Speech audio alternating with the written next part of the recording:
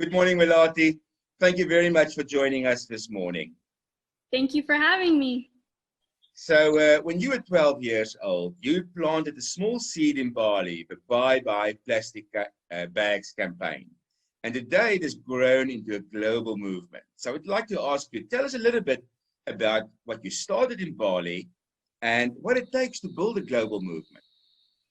Yes, well, thank you again so much for giving me the platform to share a little bit about Bye Bye Plastic Bags. And, like I said, like you said in the introduction, I started when I was 12 years old. Today I'm 19 and still a full-time change maker.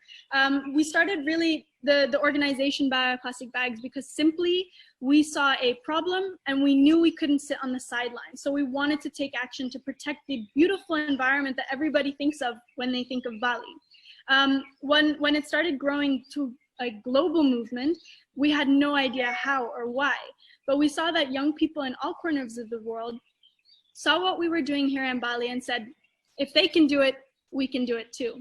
And so I think, that's the power of leading by example, being brave enough to walk your talk and take that first step. And I think young people act as a role model in that sense to industry leaders, governments, and leaders in different fields. So today you are in over 25 countries. With 29 countries. 29 countries. What has been your learning curve? What does it take to build a global movement? What it takes to build a global movement, there are a lot of different aspects. Number one thing is always team. Again, that collaborative effort, that collaborative spirit is at the heart of a lot of youth movements that you're seeing today. The ability to connect the dots and come together with a lot of different spaces is what allowed us to grow so quickly. But also being bold and being unapologetically demanding and clear in what we wanted to see. And with Bye Bye Plastic Bags, it was as simple as saying no to single-use plastic bags. Did COVID-19 disrupt your plans this year? Was there any positive outcomes? With COVID-19, indeed, it has been a really intense year for everybody. Where 2019, some have said it was the year of action, being on the grounds. We saw students, millions of us go out to the streets and protest, in-person gatherings. And then 2020 hit and we had to shift everything online. Personally, I've taken this moment to really fuel the new start of our project, Youthtopia, which is everything to be, online and empowering young people.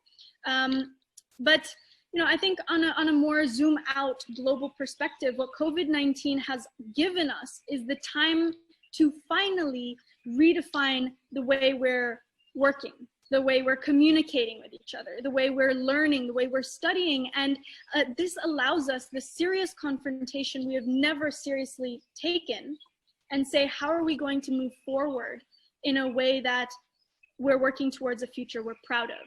Because if one thing has been confirmed with COVID-19 is that we can no longer go back to normal because there simply is no normal. So what is your message to business in this great reset between people and nature and the relationship between nature and business? With businesses, be more ambitious. I think we're seeing goals and strategies for far too far away timelines.